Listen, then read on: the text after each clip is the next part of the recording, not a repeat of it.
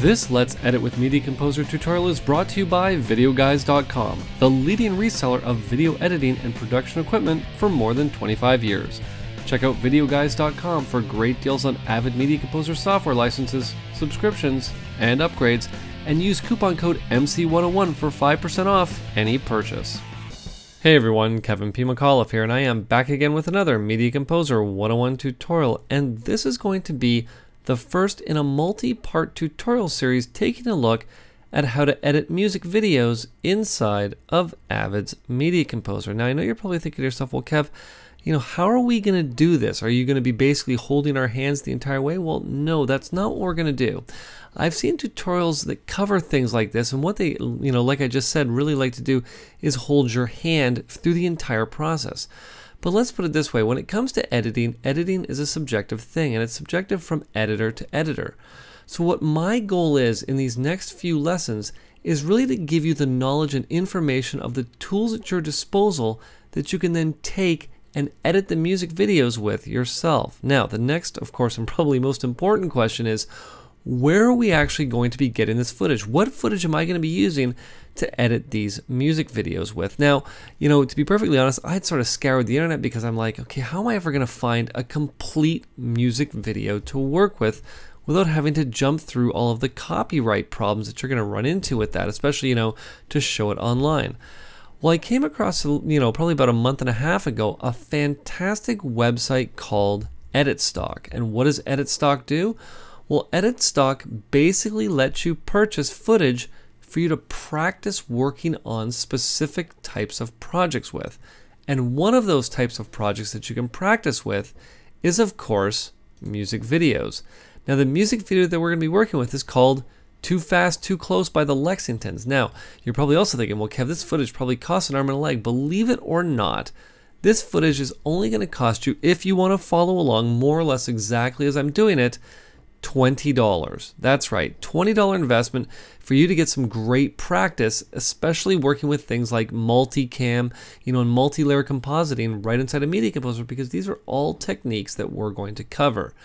Now in this lesson, what we're going to do is we're going to talk about the process as to what happens once your footage is downloaded, and then of course the process of getting it into Media Composer. And I really want this to sort of be more or less a start to finish type of little, sort of arc that we're going to be taking with these tutorials, because I really want you to have a firm grasp on all steps of the process. Okay, now like I said, in this case, this footage is only $20. Now, I also have a discount code that you're going to be able to use that you can see on the screen right now that you're going to be able to use up until June to download this footage at a 10% discount. Now, as we move forward in our tutorial series, we're going to be coming back to edit stock footage. Now again, you don't have to have the footage. You don't have to make the $20 purchase. Of course, you can just watch along and follow the techniques that I'm doing, obviously in a project that you happen to be working on.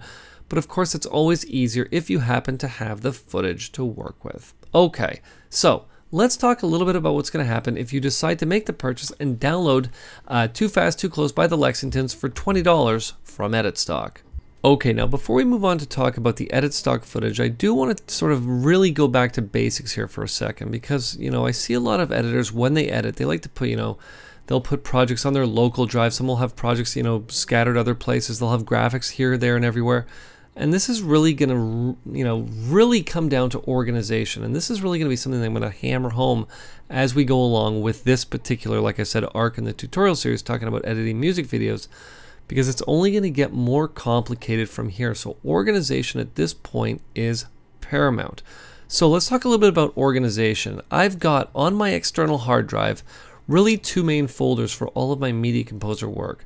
I have a folder called, appropriately enough, Avid Projects, in which all of my Avid projects for every project that I happen to be working on right now lives. It lives in this folder. And of course I have my Avid Media Files folder that's going to contain all of my media. Now, if you want to have other folders for things like After Effects and things like that, that's fine. But really for your Avid organization, you really should have an external drive with these two folders on it. Of course, Media Composer is going to automatically create the Avid Media Files folder for all your media, but you should really create that folder called Avid Projects that you can then set inside of the Media Composer project window. Okay. Now, I downloaded that edit stock footage into a folder inside of my footage folder, and it's right up here. It's called edit stock. And what I've actually done is I've actually unzipped two examples here, because like I said, as we go on, we're going to talk about editing music videos, then we're going to move on and talk about editing commercials and things like that, again using edit stocks footage. So I wanted to show you how this footage comes in. Now, of course, we're editing too fast, too close. Now, this is the educational version. There's not much difference between the educational version and the standard version. Now, in this case, I'm given two main folders. I'm given one folder called paperwork, one folder called media. Paperwork, fairly self-explanatory. In the main paperwork folder, this is really just a welcome to EditStock. If you have any questions or concerns or problems, you can obviously email support@editstock.com or give them a shout. But really what everything is going to come down to with this project is the media folder. Now you're going to see that once I go into the media folder, it's now subdivided into some really important folders, specifically the different shots that you're going to be working with. You can see that we have vocals, drums, guitar, keys, the completed project, and of course the song. Now what we're going to do is when this tutorial is done, I'm actually going to play the completed song for you to see. Now this is the completed song the way that EditStock has given it to us, really for you to learn with. But what I'm going to be doing is I'm going to be going through and we're going to break down different aspects of the music video, and we're going to talk about how they created those looks. Inevitably what I'm going to be doing is breaking the tutorial down into essentially three main parts. The first main part is what we're talking about right now, the acquisition of the footage, getting the footage, getting it organized, getting it into Media Composer and transcoding it so that it's ready for you to work with. In the next part or parts of the tutorial series, we're going to talk about the edit, specifically multicam editing. We're going to talk about multicam editing inside of Media Composer, how you can set it up, how you can get in and do the actual multicam edit. Then what I'm going to do is we're going to sidestep a little bit and I'm going to talk about a third-party program that you're going to be able to utilize as well, called Pluraleyes, that's specifically designed for projects like this. I want to show you the free way to do things and the paid way of doing things, just so that you can sort of see what the benefits are to both.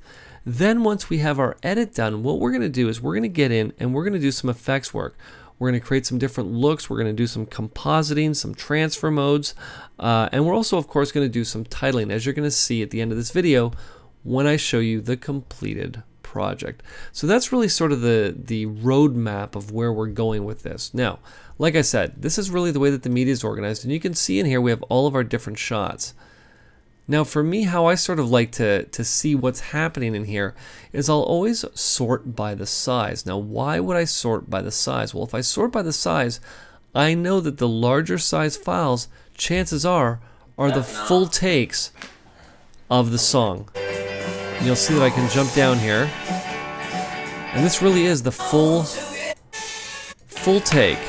Camera just starts rolling for the whole length of the song, and in most cases these tracks here or these clips here are what we're going to use for our multicam. Now this gets kind of a little bit interesting, only because you'll see that in our vocals folder we've really got about 10 different clips that will sort of encompass the whole song.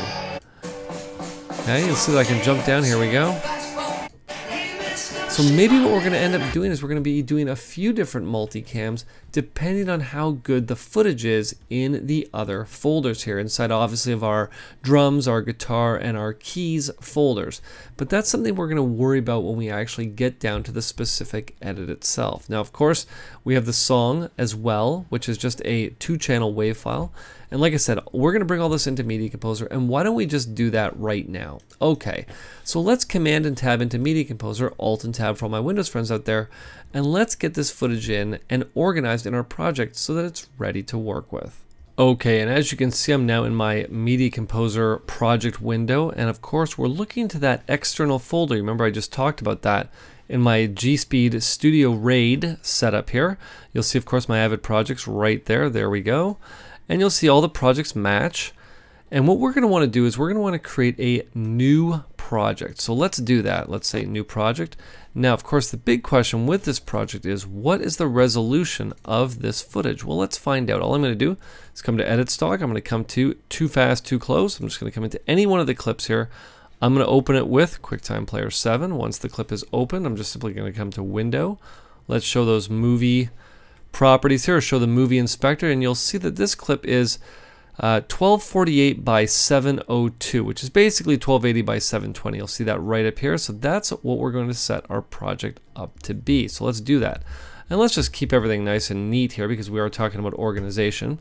So of course, this is going to be called too fast, too close. So let's just copy that here and we'll call this too fast, too close. I don't need those underscores here, so that's fine. We'll just get rid of those. And I don't need to tell everybody that it's the educational version. That's fine as well. Just get rid of that. Too fast, too close. And you'll see that our project is set to be 720p 23976. So all I'm going to do is simply say OK to create that project. Once the project is created, we're simply going to say OK to open it. And of course, once the project is now open, I'm going to now have my first bin ready to work with. So of course, let's talk about organization. Organization is the key. What we're going to be doing to begin with is we're going to be AMA linking to all of our footage. I'm simply going to come down to AMA link to. Let's come to my main G-Speed Studio. Let's come to my footage folder. Let's come to edit stock. Let's come to too fast, too close. Let's simply come to our media. We're going to come to our vocals. I'm just going to select everything and I'm simply going to say open. You'll see that the AMA linking to process is super quick. And of course, again, we're going to want to keep this nice and organized. So all we're going to do is we're simply going to call it exactly what it was called before, 1-vocals. Okay. Now I don't need to name the person who's singing the vocals because we just need to know that that's the vocals. What I'm going to do is I'm simply going to close that bin now. Let's do the exact same thing with the other 3 bins. What I'm also going to do is I'm going to create another bin that we're just simply going to call audio, which is where our music track is going to go. Why don't I actually just import that clip right now? Simply say import. Let's come back to our G-Speed. Let's come to our footage. Let's come to edit stock. Of course, too fast, too close. There we go. Media, song. There we go. Simply going to say open. We'll give Media Composer a second here just to import that WAV file because really this is the only importing that we're going to do. Everything else we're going to do as a transcode. Now you might be thinking, well, Kev, why didn't you import everything? Well, I prefer to transcode everything because transcoding is a multi-thread process, whereas importing is not. Okay, so let's move on here. So what we're going to do is we're going to call our next folder here. I'm not even sure which one this is. Let's just go back to AMA link to. We'll just go up a level. It's going to be drums. Again, select everything. Simply say open. You see, this process is really very quick. Now, we said that that was drums, so we're simply going to call this 2-drums. Okay. Let's go again, AMA link, we'll go up a layer, let's go to guitar. And of course, we'll call this bin 3-guitar. And last but certainly not least, this is going to be, let's get our bin here, AMA link, let's come back up one. It's going to be the keyboards. Okay, we don't have too many in there, that's okay. I'll simply say open. And this is 4-keyboards, okay? So basically, as of right now, this is really the basics of our organization. Now, of course, we're going to probably, as we go, really get very specific with our organization. But for right now, for the purposes of getting us to this point, this organization is very good. Now, of course, what's also exceptionally important to keep in mind, I highly recommend you do this as soon as you have however many bins you've created, all of them probably open, select one of them, simply come up to Windows and come down to close all bins. This way, all of the information is saved for you. So that way, you know, not that anything ever crashes or anything like that, but at least this way you've checked yourself, you know that you're saved, you know that you're good to go. Okay, so the next step of the process is going to be transcoding. Now, the first step of the process is obviously going to be to open one of the bins. What I'm going to do is simply select all of the clips in the bin, and I can do this one of 2 ways. I can simply right click and say Consolidate Transcode, or of course I can simply navigate up the clip and come right down here to Consolidate Transcode. Now we're not going to be consolidating this footage because it's H.264, so of course we're going to have to transcode. So I'm simply going to say transcode. I'm going to make sure that my video and audio is going to the same drive. I'm going to make sure that drive is the G-Speed Studio RAID. Now you'll see that I can transcode only AMA linked media if I want to. In this case, the raster dimension is going to be off. You'll see that the video resolution I have to choose from is really, I mean, at its core, we're going to be dealing with DNX 60, 90, or 90X, or of course 90 10-bit. Why don't we just stick with 90 for the purposes of what we're doing? We'll just give it a little bit of a quality boost. We could apply source transformations, including, of course, color encoding and frame flex if we want to. And of course, if we needed to get in and convert the audio sample rate, we could do that as well. Now, Most importantly, and a new feature, well, not new in version 8.3 of Media Composer, but new in version 8 of Media Composer, is the ability to run these tasks in the background. So of course, if I wanted to run these in the background and keep doing other work, I could very well do that and simply say transcode. But I think this is a good place to pause because we've talked about, you know, the type of footage we're going to use and where we're going to get it from. We've talked about the download process, what it's going to look like when you have it on your system. We've talked about project organization, and we've gotten to the point where we've AMA linked to and transcoded all of our footage. So of course, the next logical step in the next lesson is going to be to start the edit. Now, of course, in the process of starting the edit, we're going to talk about the most important aspect of working on a music video, and that is the multicam editing feature inside of Avid Media Composer. So you can look forward to that in the next lesson. Now, before we do the final wrap up and I actually show you the final edit stock version of the music video, I do want to remind you that if you like this tutorial series, please help me spread the word about it. If you're watching this on YouTube and you haven't subscribed to the channel yet, please, right below the video, click on that subscribe button. And please share them on social media. Share them on Facebook, share them on Twitter, and tag me in them if you happen to share them on Twitter at KP McAuliffe. Now, before I wrap up this lesson, I want to thank our sponsor Video Guys, and don't forget to check them out and use coupon code MC101 for 5% off your Avid purchase or any other purchase including G Technology storage, software plugins, and so much more. And if you like this tutorial, please click that subscribe button. And don't forget that if you have any questions, you have any comments, or you have any tutorial requests, you can post them in the comments section below this lesson, or you can send them to kevinpmcauliffe@gmail.com. This has been Kevin P. McAuliffe. Thanks a lot for watching.